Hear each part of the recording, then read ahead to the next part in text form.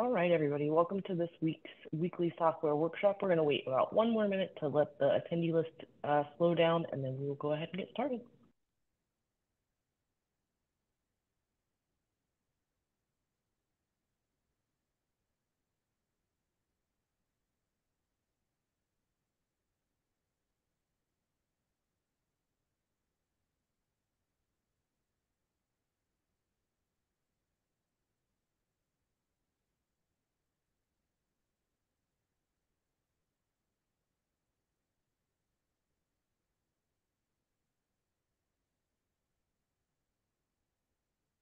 All right, it just looks like you, Mr. Andy Rod, so we'll go ahead and get, oh, nope, there's somebody else on here now.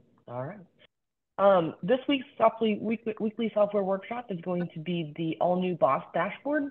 So we're going to go over what that looks like, what's in there, and any questions you guys might have. I am going to log into somebody who does have time-definite service, so that way you guys can see what that would look like in there as well, because it does look a little different on that main screen if you do have time definites at this point. So I will log into that and show you what that looks like. This is what the next couple of weeks are going to look like on the weekly software workshop. So if you have any questions, please let me know. There is my contact information. Okay, so let's go ahead and get started and get into the Boss system. Okay, so for those of you who have not been in the Boss system before, this is the login here, boss.etrepos.io. We're going to log into this account because it's got some time definites in there. We're going to go ahead and log in. And for those of you who get into the Boss system regularly, you probably noticed that it does have a new dashboard here, and that's what we're going to go over today. So what it does is it's gonna pull in all of this information down here, and then when this is done in progress, it's gonna pull this in. So if you see up here, it says retrieving data from FEC. Please wait. You can navigate away from this. It will let you know down here. So let's go to our people here. When if you needed to go someplace else and do something real quick while you're in the Boss, you can do so. It will continue to download the information from FedEx in the background, so you don't have to sit there and wait for it while you're going and doing other things. So say you're getting in here to work on the timekeeper, or you're in here to work on the gross pay calculator.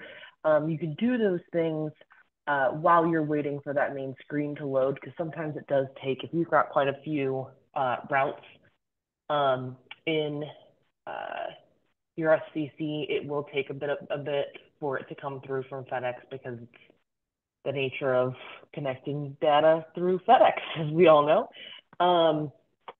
So for instance, let's say we wanted to go to the timekeeper and we're doing things in here, or we want to go, let's see what else is in here. We could go address some other things, vehicles. Say you wanted to get in here and you wanted to work on your maintenance requests. Oh, there it is. Your home dashboard has finished loading. Would you like to navigate back to home to see the dashboard? So we're going to click yes, and it's going to bring us back to this dashboard. And as you notice, all of this information is already pulled in, okay? So this is what your main dashboard will look like once that data is loaded in. You're going to see your average stops per dispatch, and there are these little information icons, so it will tell you what that number derives of. So that's average stops per dispatch. That's a big number we've been talking about lately. Time definite service, this particular contractor today is at a 99.7. Their ILS for today is 99.3, and this kind of gives you a quick operational progress as far as how far along they are in their day. And this particular contractor is in Ohio, so they are Eastern time zone, so they are, moving along at a good pace. It is 2:05 at their time. They have a lot more pickups left, but this tells you what their operational progress is. This does show you the last scan location of all of your drivers, so you can kind of see where everybody is in relation to your particular CSA.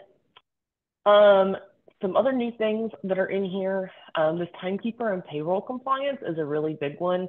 We used to put on there on the main screen just your timekeeping. So it used to have just what your timekeeping was for that day, who was clocked in, who was clocked out. Okay, so this is going to show you who is logged into the scanner but is not currently clocked in. So this particular contractor does not have his drivers using the timekeeper. Okay.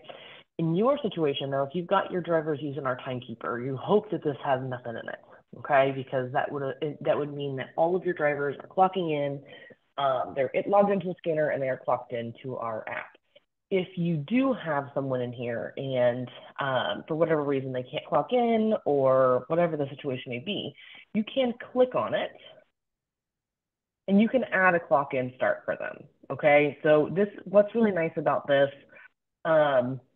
is you could do a couple of things. The driver left the terminal at 9:15. You can click here to use this as the clock in start time. So we pull in what time they left the terminal so that it helps you be able to put a time in there so you're not relying directly on the drivers to give you a time. But this is able to put that timekeeping record in for them so that way they can get on the clock and then they can go into their app and clock out. So that is something we did add recently to make it a little bit easier for you and your BCs to be able to manage those drivers and that, that pesky idea of them having to clock in and out all the time. Question for you.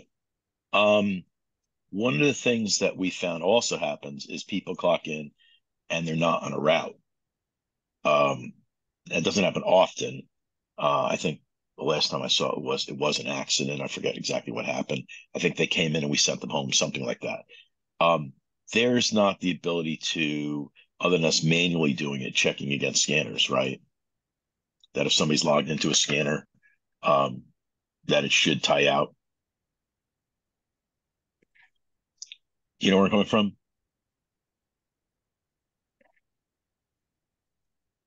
You there, Mason? I see something. If Mason, are you there? Okay, some reason. Looks like she's connecting. Okay. It's all good. It's all good. Thanks. But if somebody's not assigned a route and they should be clocked in, you're not going to see them here. That's what I thought. I just wanted to ask. Right. Okay. It's going to alert people who have It does not. the opposite. Yeah, Right. just opposite. If they are assigned a route, Right. but they haven't clocked in, you've got a problem right there. Because you might have people that you hire during peak that do nothing but help load trucks. Yes. And Well, I know, but I mean, I take that gamble as a double check. So I didn't right. know if there was the ability. Just asking, and we can't do Well, we can't do it. you could still go in deeper if you know you have those people. You can go into the timekeeper and still see who has punched in. Does that make sense? Right. Oh, yeah. No, I know we can do that. I Okay. just didn't know. I just was curious if, because the only reason I asked is because you're sort of doing the reverse, as you just said. So I was Yeah. just wondering if there might be the ability to just say, here's people that are on a scanner and, excuse me, that have clocked in and that are not on a scanner. I would just love that extra little whatever to be there, but I certainly understand, Okay. why you may not do it. That's all. I All got right. it. Thank you. Are you back, All right, Mason? guys, my phone, it does not fail. I don't know what it is, but my phone has just decided to drop calls every now and then, and usually it's during my webinar. I thought you just wouldn't want to dig, Uh, which is I would understandable. never want No, to she said ignore that I was going to ask anyone, a let question. alone She's like, Andy. Andy, I was like, so oh I get man, he it. unmuted himself. I was like, man, I'm gonna have to drop off of that one. Exactly. Exactly. All right. Hopefully you guys got I got the very end of your timekeeping conversation there, but the rest of these tiles down here are safety compliance that we look at the last 6 months because that's what FedEx looks at. If we are not your safety vendor, then you can disregard this one. But if we are, this is not particularly a good number for all of your drivers to be at, especially for the indemnity, I would just like to say. The DOT compliance items, this is a spot where you want to see this number as low as possible. Okay, so if you click on it, what it's going to do, it's going to show you all of the expiring items that you have in your system that need to be updated. And what's really nice about this tile is that you can go in here and you can click on one of these and address it right from there. You don't have to go into, wherever it is under drivers or under the truck and address it there. You can address it right here under DOT compliance items. And that number will start ticking down. Hopefully your number is not 69. Hopefully it's like 4. It's a more manageable number. But that is a great tile there for you to be able to address things. As soon as you get in there, you know what you need to, update, and you can go ahead and update it. And then you stop getting those pesky emails from us that things are out of date, okay? And these other 2 tiles are exactly what they are described as, average on-road hours per dispatch. So this is showing his average on-road hours per dispatch over the course of this last week, and the average stops per dispatch over the course of this last week as well. Ooh, that increased by a lot. He had 3 call-offs yesterday. So that'll do it. Well, it's amazing how quickly they can throw those packages on another truck. But that definitely probably helped his productivity and his profitability going up. 20 stops per dispatch is no sneezing, nothing to sneeze at. And then average on-road hours per dispatch, we like to see as we've talked about a lot, the FedEx wants to see this above 8. So his on-road hours per dispatch have been going up, which is good as well. Okay. Any questions about any of this before I go into to see today's activity? Not from us or from me. Okay. So if you have 2 CSAs, you can look at either. We're going to look at this one first, but you can separate them out. We're going to look at this one. If you click see today's activity, it's going to pull in all of the information for your particular CSA. If you got in here in the morning, this is what the preload kind of looks like. You would see this would be a lot fuller with all of your preload information before the trucks go out. I have a question on the preload. So I know I may not have understood it. I think it came up on Tuesday's webinar, but what is the time delay on that information? So is it the setting we do for 15 minutes, or is that as they're scanning, it's almost live? I'm not sure I completely understood that. It's as live as you refresh this. So this was updated at 2:13. Oh, okay. So it's not the 15-minute wait thing that we have it set to. No, the 15-minute wait thing is just for the drivers. It's just for your. Okay. So that's just for the app. So what that is so that like the driver apps and like their phones and whatever device you have those on aren't sitting there and constantly refreshing and draining the battery. That is the only reason for that. If you sat there and you kept refreshing, okay. if you sat there and you kept refreshing every minute, that data is as accurate and as up to date as quick as you can refresh it. Fantastic. That's really great because I was talking with I think it was Ken, but that in the mornings as that like we had, I don't know if we're any worse or better than anybody else, but Monday I think we were off by like 400 or 500 stops.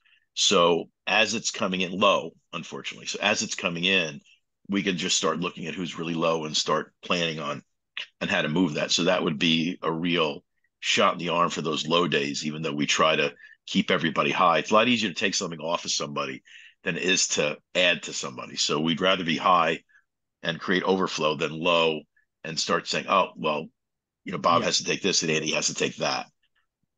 So that was a good one. And then the other question I had was, and Becky may have asked you this question, Mason, or somebody, is that if you click on exception, that you can look at what that exception is. Like right now, you click on exception, that was I believe something. it's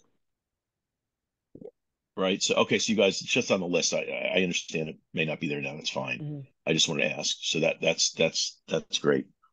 And then I think I had one other there. Oh, so did anybody? I asked one of you guys' question, I think it was Bob, but we're really getting drilled on code 85s. This has been, at least in our region, with all the express management that we have, they're just fixated on having an answer to every single code 85. Doesn't matter how many we have. And I know we have only five, let's say yesterday. I believe Becky spent 25 minutes getting the answer. And of course, all five, not of course, but in this case, every one of the five were in QA. And so we've come up with a process, I think, that'll eliminate some of this. But I know on the WSW and DSW, there's a column just for 85s that I never fully understood until recently why that was such a big deal. Is that something you're hearing from others? And is there It's any? a big deal because of theft. Because that package We don't have a was, problem though.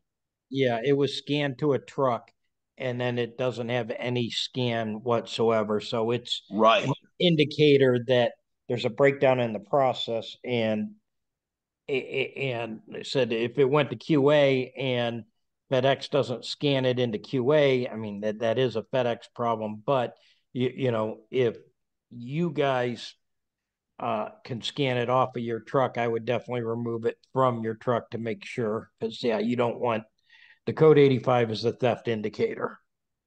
Yeah, I mean, we're working through this now, but just didn't know if that was, if we were the only folks, and if there was anything that systemically you guys see in Boss that would be a place to go to make it easier on us finding. I mean, the reality is we have whatever, how many, 5,000 packages a day. There's 485s. It's really not even a rounding error, but I understand why we want to find it all. I get it, but I just didn't know if that was anything anybody was thinking about. Just because for us, at least, I don't know about other terminals, this is a new focus. I think, like you said, you'll have district managers as you get a new district manager. You'll find what their hot buttons are, and Yes. my guess is the express people think that there's people in ground that were thieves and they got away for it with it for a long time, and they're going to stop that. So Got it. Okay. Thank you.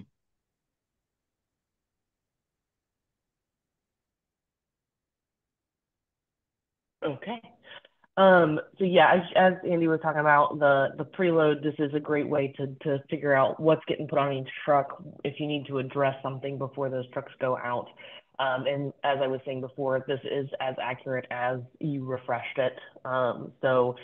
So you could sit here and keep refreshing it as often as you want, especially if you're on a computer. It's a lot better. It's not going to drain your battery as bad as it would like on a phone or a tablet. Okay.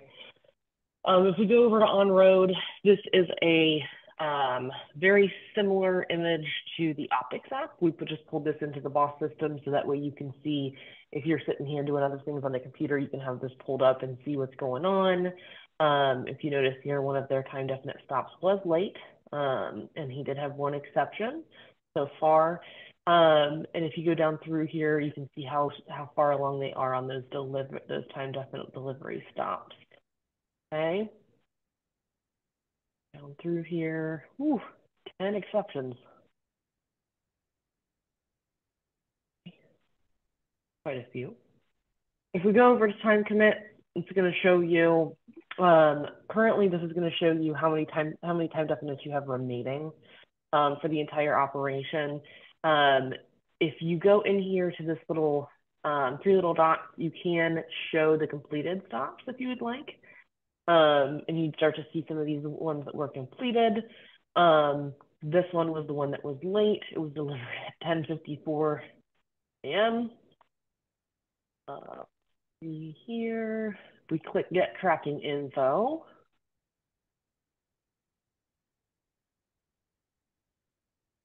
There's that little express package delivered right there. And it does tell you as 11:55. Whereas this one said 10:04. But either way, it was late, and it was supposed to be delivered by 10:30. But using that get tracking info is very helpful to audit these pictures, because we know that, as we all know, FedEx is going to is already auditing those. Let's see, go down through here. We've got a lot of delivered by 12. But this is a great way to go through your Express. You can also go through and filter by commit time. So you can just look at the 1030s. Looks like, let's see, all of the 1030s are done, and only one of his 1030s was late. Okay, so that's something that's really nice in here as well. You can go through and filter by the time that it's due. 100% on his noons. These, none of those. And here we go. So we've got a couple. Most of them are complete and on time. Go. This is a great way to go through your Express volume, your Express packages. And at this point, they're all doing it just by time definite stops. If you wanted to toggle this over, you can look at it by route as well. So you can see which route has the most of each of those packages. Well,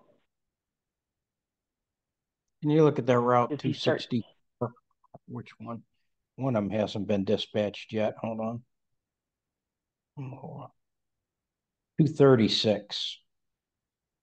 I'm sorry. I wonder if they took all the time definites. Yeah.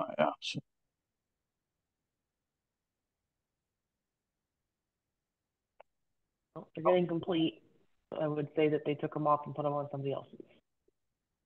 Yes, that route appears to be sitting, so.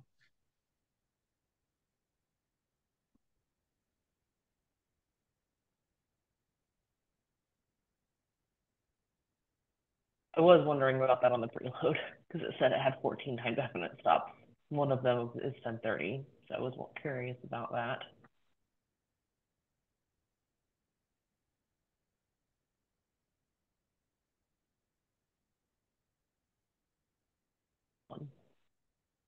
Yeah, it looks like they must have taken them off. Any questions about anything that's in here?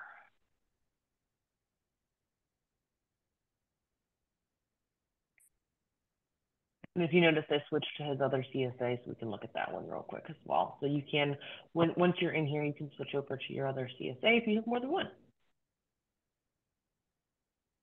And then down here at the bottom, it gives you a ticker down here that kind of tells you out of how many dispatches are still out, and some statistics here of what's going on above. Okay. Any other questions, comments, things you'd like to see on the main screen here?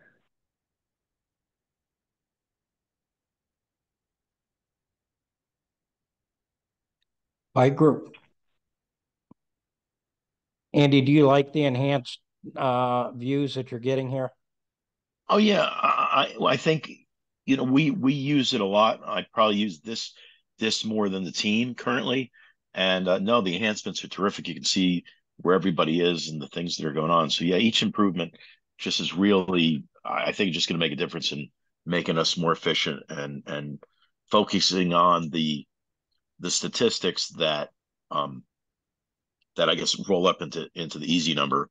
And I know we had to change the time, but we have a call coming up with Becca to understand the whole easy number process thing. Excellent. Yeah, listen, we're just got a business of pennies, and yeah, well, actually, it's not even pennies; it's dollars. But there's got you can't manage what you can't measure, and what you guys continually do with all this is help us measure, and it's huge. I think, in my opinion. We definitely appreciate that feedback. So, Elaine or Simone, any questions?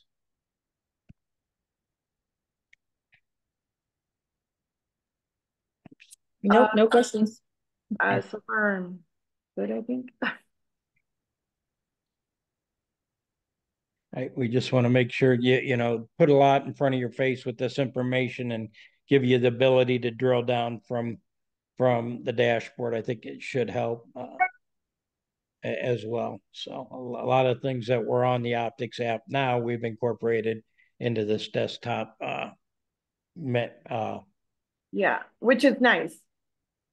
Yep. So you don't have to worry about. I know it doesn't display well on your phone, right, Elena? Right. So now we got you with your laptop right there. Hopefully you're seeing good things then. Okay. Yeah. Yeah, because you said that the e-boss, like when we log in here, like if I'm on the iPad or my phone, I can't really get into this account. Right. So, and then now this stuff's showing you in real time. So the boss now is real time and data storage. So I guess you can look at it like that. Yeah. And right now I'm just like, I'm trying to upload everything into this software, which is just taking time. Excellent. Like I said, I think the DOT compliance items are nice when you're using it because then it's accurate. You know what you've got. Of course, keeping your people safety.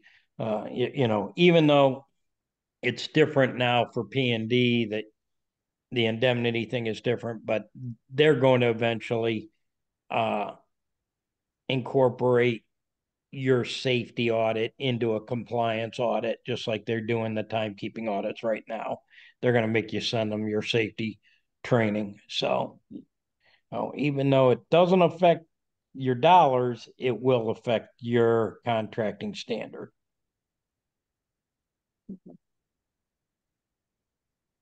Well, thank you very much, Mason. I learned some stuff here today on what you can click into and go to straight out of this. So, gonna definitely help me. All right, everybody. Well, if nobody else has any questions or anything like that, I look forward to answering questions you may have as you get in here and you start using it, because I'm sure that will happen. But if I don't hear from you before the end of the week, because it is coming up here finally, have a great rest of your weekend. Thank you, guys. Bye bye. Thank you. Bye. Thank you.